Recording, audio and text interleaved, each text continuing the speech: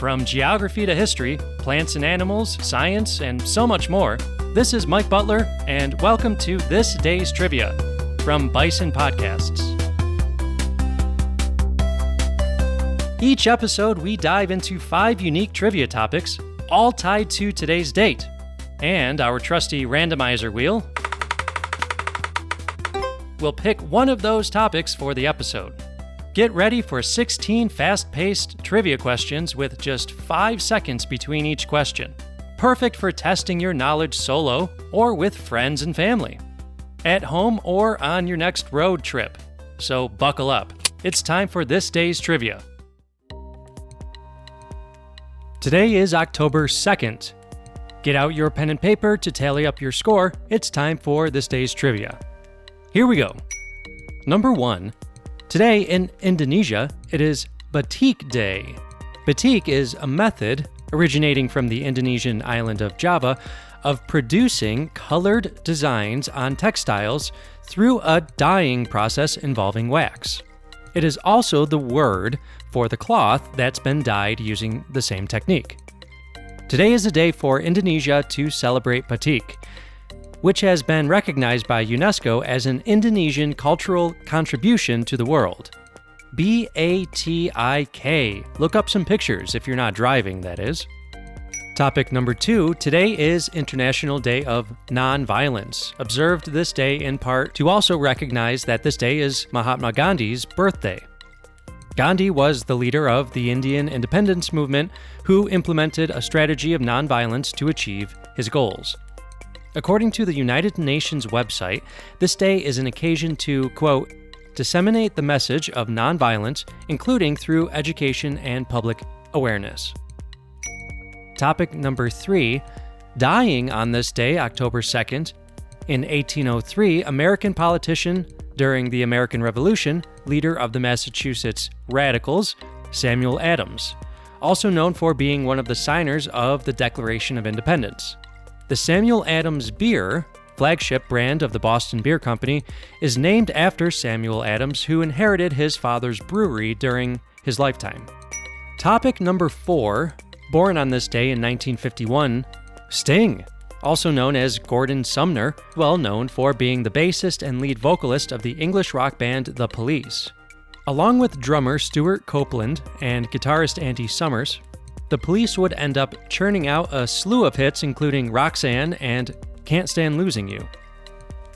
Topic number 5, also born on this day, 1949, American photographer Annie Leibovitz, known for her photographic portraits of celebrities, including an iconic image of Beatles member John Lennon nude, wrapped like a fetus around a fully clothed Yoko Ono.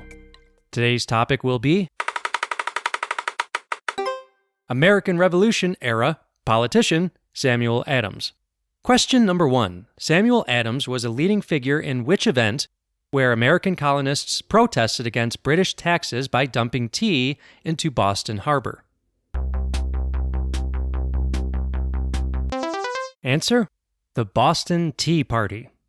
Question number 2. Samuel Adams graduated from which Ivy League university in 1740? Answer: Harvard. Question number 3. Samuel Adams was a member of a group of American patriots that included John Hancock and Paul Revere. What was the name of this group? Answer: the Sons of Liberty. Question number 4. Which British Act, passed in 1765, prompted Samuel Adams to help organize protests in the colonies, which culminated in riots in August of that year? Answer: the Stamp Act. Question number 5. Samuel Adams formed a committee to communicate with other British colonies in hopes to form collective resistance to taxation without representation. What was this committee called?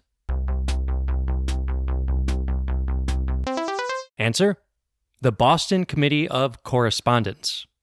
Question number 6. Which relative of Samuel Adams also became a prominent American founding father and served as the second president of the United States? Answer: John Adams. Question number 7. As previously mentioned, Samuel Adams was one of the men who signed the Declaration of Independence in 1776, officially declaring the independence of the American colonies from Britain. For the point, who was the oldest person at the time of the signing to sign the document? Answer: Benjamin Franklin. He was 70 years old at the time and would end up reaching the age of 84 before passing away in 1790. Question number 8. From 1789 to 1793, Samuel Adams served as lieutenant governor of what state? Answer: Massachusetts.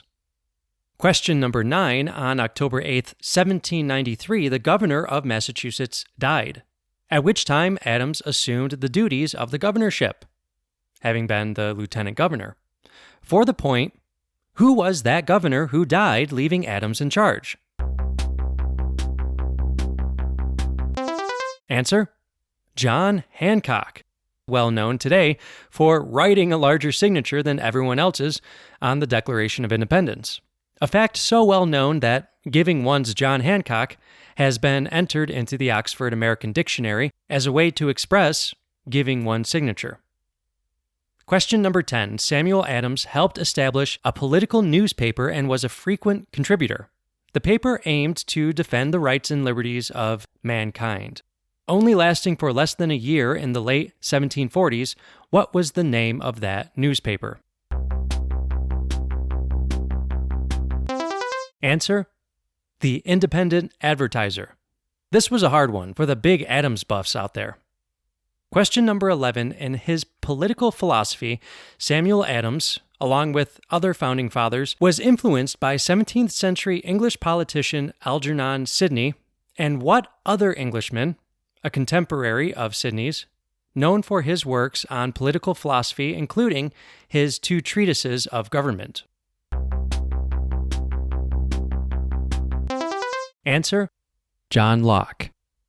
Question number 12. True or false? Samuel Adams may have been related to cousin John Adams, but he in no way was related to the 6th President of the United States, John Quincy Adams.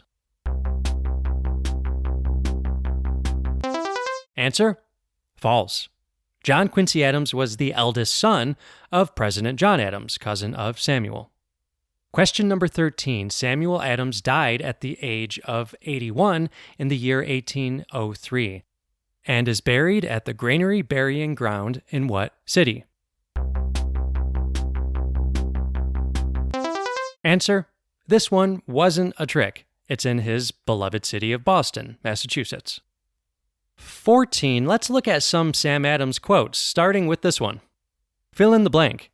If the British administration and government do not return to the principles of moderation and equity, the evil which they profess to aim at preventing by their own rigorous measures will the sooner be brought to pass the entire separation and independence of the... Answer: of the colonies.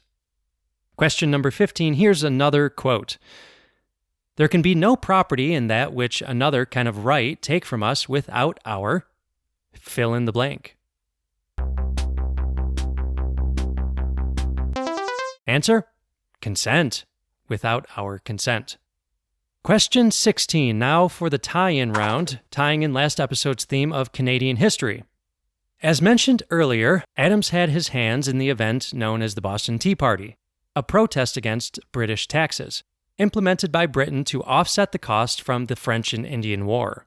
As a result of this rebellious act, Britain would go on to implement 5 intolerable acts, leading to the American Revolution. However, these acts did not just affect the original 13 American colonies. One of these 5 acts took the name of which Canadian province that had just recently been ceded to the British from the French, which, among other things, greatly expanded the size of said province. Answer: Quebec. I'm rather happy with this day's tie-in round. See, we can find connections wherever we look. This one kept me right in North America, so it wasn't too difficult this time. How'd you do? Write into the podcast to tell us your score. Or if you have any suggestions, thisdaystrivia@gmail.com. That's thisdaystrivia@gmail.com. That's all we have for today, but make sure to tune in every Monday, Wednesday, Friday for new episodes and new topics. Interested in ad-free episodes, bonus content, transcripts, and my sources for deeper dives into the topics? Looking for archived material from my previous podcasts, Get the Word, and the English sessions? Go over to patreon.com/Bison Podcast Studios and give us just $1 single for all of it.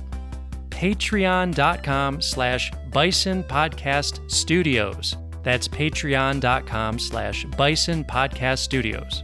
Until next time, this is Mike signing off.